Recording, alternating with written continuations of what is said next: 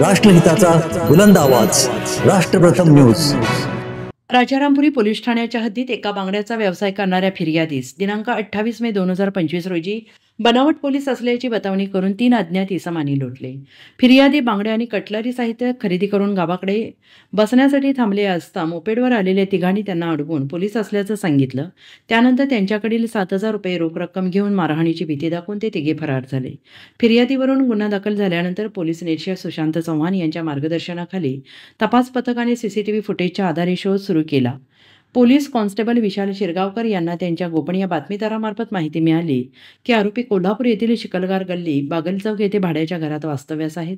पोलिसांनी तात्काळ कारवाई करत तीनही आरोपींना अटक केली आहे। आरोपींची नावे पुढीलप्रमाणे आहेत: अय्याज युसुफ मुलानी वय वर्ष 23 राहणार करंजपेठ सातारा, शुभम तानाजी गायकवाड वय वर्ष 28 राहणार शिकलगार गल्ली बागल चौक कोल्हापूर, स्मित संतोष पवार वय वर्ष 21 राहणार करंजपेठ सातारा। सर्व आरोपी सध्या शिकलगार गल्ली बागल चौक कोल्हापूर येथे वास्तव्यास आहेत। त्यांच्याकडून रोख 4,000, गुन्ह्यात वापरलेली एक मोपेड, 2 मोबाईल हँडसेट असा एकूण 74,000 रुपयांचा मुद्देमाल जप्त करण्यात आला आहे।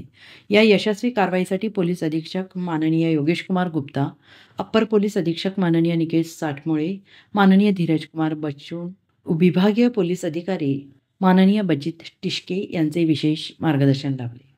या कारवाईत सहभागी अधिकारी सुशांत चव्हाण पोलीस निरीक्षक, दत्तात्रय भोजने पोलीस उपनिरीक्षक, सचिन चंदन पोलीस उपनिरीक्षक, समीर शेख, विशाल शिरगावकर, संदीप सावंत, अमोल पाटील, सत्यजित सावंत, नितीश बागडी, सुशांत तळप सर्व पोलीस कर्मचारी।